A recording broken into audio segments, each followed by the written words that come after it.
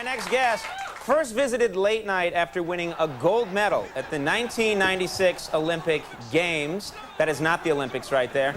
Or is it? He's now one of the biggest stars in the WWF, which probably matches that footage, and can be seen this Sunday defending his King of the Ring title on pay-per-view. Please welcome Kurt Angle.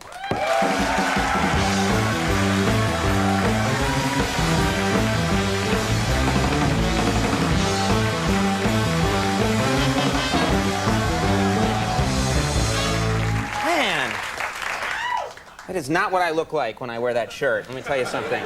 You have a shirt like this? No, not even. It would crush me, the weight of it. No, this, I gotta say, your neck, that is one of, and I mean this as a compliment, that is one of the biggest necks I have ever seen.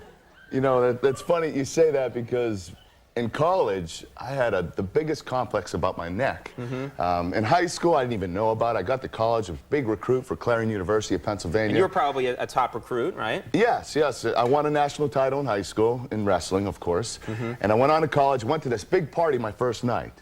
And this girl comes up to me and says, you know what? You know what you look like? I said, what, honey? She said, a thumb.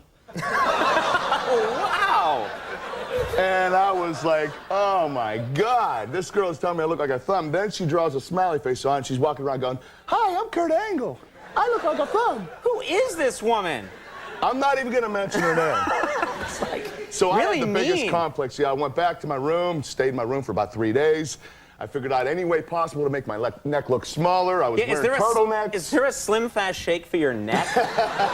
It just specializes on the neck area. Well, I was wearing turtlenecks, but I found out it actually made it look bigger. I would think, yeah. So, that calls attention to the neck. Yes, yes. And you're like, I'll put neck bolts on. No, that doesn't work. I'll draw arrows up to my head to divert attention. Yeah, it's 21.5 inches. I just had it measured. Wow.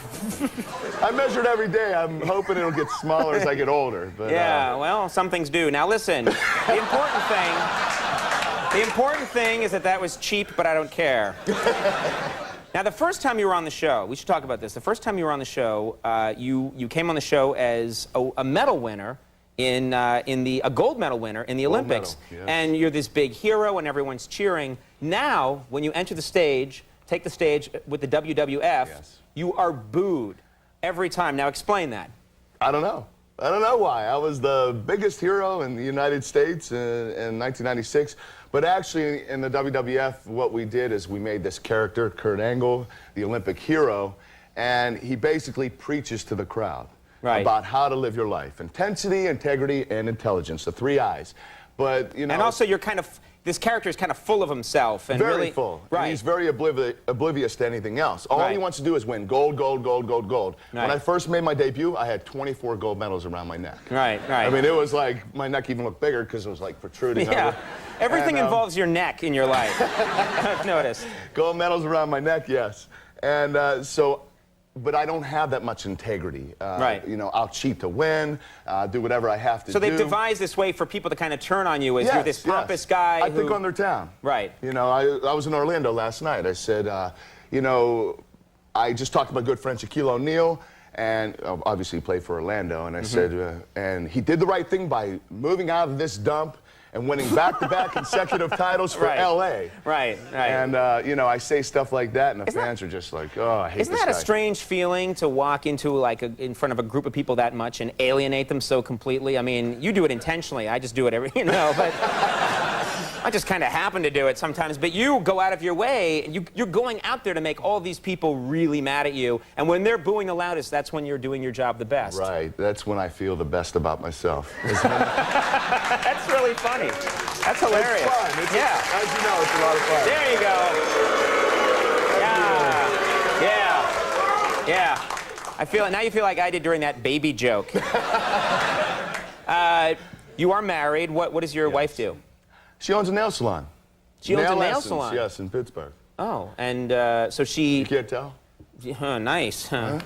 Once a week. Yeah, that would be funny if that's the first thing I commented on. This is quality time with my wife. My wife, Karen, the way we spend our time together when I come home for 1 or 2 days a week is she does my nails, she does my toes, she gives me hand and foot massages, And that's called quality time. I really don't want her to do it, but she considers it time together. I have never had a manicure or pedicure in my life. I know there are men that do it. What's My wife would love you. Why? She'd go to work on you for hours. Well, they're not. That's not what I meant to say. For those of you just tuning in, what he meant was. No, but you know what? I've heard that some guys' feet are just so out of control. I mean, and mine might be out of control, but they have to, like, get out the welding iron and the sander. Yours is what my wife would consider jacked up, okay? And she gets a few of those feet in her salon a couple times a week, and it's not the best. Where it's like the guy hasn't paid attention to his feet for 10 years. The toes are curled around and growing into each other, and she has to literally saw them away. Saw them off. Yeah, use a nail file, anything actually a real file, something like that. Yeah. Now, do her friends know what you do for a living? Do they know that you're on the WWF? Oh, yeah, and boy, she catch a lot of flack. You know, there was one time where I actually had to kiss the owner's daughter, Stephanie McMahon, on television. Right. And I called my wife that day and said, listen, I'm going to have to kiss this other beautiful girl. And, you know, and my wife was cool about it. You know, Stephanie and I are good friends, and her and Stephanie are good friends. Right, it meant nothing. It's just an act, yeah. But the women at the salon, when they watched it, oh, did they go crazy. I mean, they were bringing in pecan pies and presents saying, honey, I feel so bad for you. And, right. You know, it's like they can't even let the show be the show and life be real life. You know, they kind of mix it in. Well, it's weird, too, if you, let's say you were really cheating on your wife, that would be the best excuse in the world. Like, Simon and Martel, no, that's all just part of the WWF. It's all in your mind, baby. Just keep that in mind in case you... Now, anyway, King of the Ring is this Sunday on pay-per-view, and tomorrow night at 10, catch the premiere of WWF Tough Enough on MTV. Thanks so much for coming back. Thank you very much.